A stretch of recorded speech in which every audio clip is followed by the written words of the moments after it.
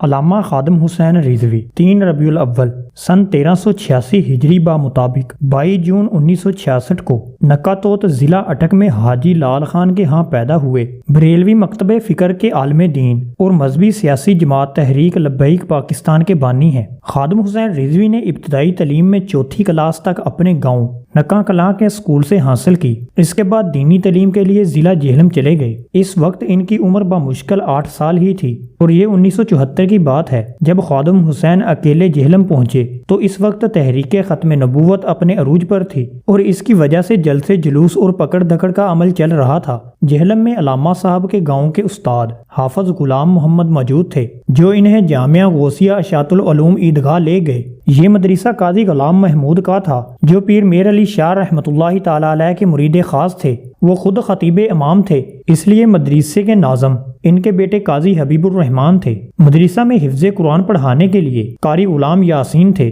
جن کا تعلق ضلع گجرات سے تھا اور وہ آنکھوں کی بینائی سے محروم تھے۔ خادم حسین نے قرآن مجید کے ابتدائی 12 سپارے جامعہ غوثیہ اشاعت العلوم میں حفظ کیے اور اس سے آگے کے 18 سپارے مشین محلہ نمبر 1 کے دارالعلوم میں حفظ کیے۔ اس کی وجہ کچھ یوں بنی کہ مدرسہ میں موجود نکا کلاں کے ایک طالب علم غل محمد نے کسی بات پر باورچی کو مارا تھا اور باورچی کو اچھی خاصی چوٹیں آئیں۔ اس وجہ سے غل محمد کو مدرسہ سے نکال دیا گیا، جس کی وجہ سے نکا کلاں کے استاد حافظ غلام محمد نے اپنے لائتمام طلبہ جن کی تعداد 21 تھی نکال کر مشین محلہ نمبر 1 پر واقع دارالعلوم میں داخلہ دلا دیا، جن میں خادم حسین بھی شامل تھے۔ آپ کو قرآن پاک حفظ کرنے میں 4 سال کا عرصہ لگا۔ جب آپ کی عمر 12 سال ہوئی تو دینیا ضلع گجرات چلے گئے اور وہاں 2 سال قرات کی تعلیم حاصل کی۔ قرات کی تعلیم حاصل کرنے کے بعد 1980 عیسوی میں مزید تعلیم حاصل کرنے کے لیے لاہور چلے گئے۔ وہاں آپ نے شہر آفاق دینی درسگاہ جامعہ نظامیہ لاہور میں درس نظامی کی تعلیم حاصل کی۔ لاہور مدرسہ میں 8 سال تعلیم حاصل کرنے کے بعد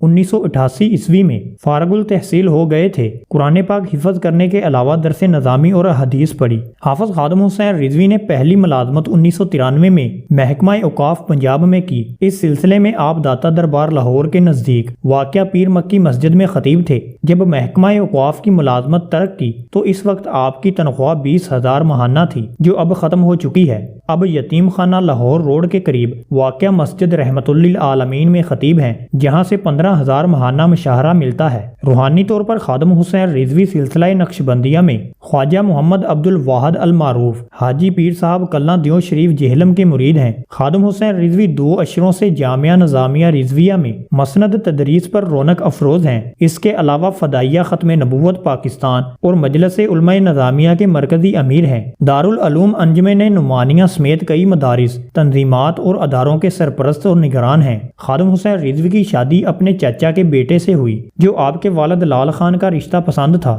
1993 عیسوی میں محکمہ اوقاف میں خطیب کی ملازمت کے بعد یہ شادی ہوئی۔ حافظ خادم حسین رضوی کی اولاد میں 2 بیٹے اور 4 بیٹیاں شامل ہیں۔ بیٹوں کے نام حافظ محمد سعد اور حافظ محمد انس ہیں۔ دونوں بیٹے حافظ قرآن ہیں اور درس نظامی کا کورس کر رہے ہیں۔ ان کا سیاست میں آنے کا سبب ممتاز قادری کی سزائے موت کو مانا جاتا ہے۔ انہوں نے بہت جلد اپنے سخت بیانات سے قدامت پسند طبقے میں اپنی جگہ بنائی ہے۔ ان پر 2006 میں توہین مذہب کے قانون کے حق میں ریلی نکالنے پر لاٹھی چارج کیا گیا اور انہیں گرفتار کر کے جیل بھیج دیا گیا تھا۔ اس کے بعد انہیں پنجاب حکومت نے 4تھ شیڈول میں رکھا، جس کا مطلب یہ تھا کہ انہیں اپنی نقل و حرکت کے بارے میں پولیس کو آگاہ رکھنا ہوتا ہے۔ 2007 میں ایک پارلیمانی بل میں حکومت کی طرف سے قانون ختم نبوت کی ایک شق میں الفاظ بدلنے پر انہوں نے سخت رد عمل کا اظہار کیا اور نومبر 2007 میں فیض آباد انٹرچینج پر دھرنا دے دیا۔ 25 نومبر کی صبح وفاقی پولیس اور رینجر نے ایک ناکام آپریشن کیا جس میں کئی افراد زخمی ہوئے۔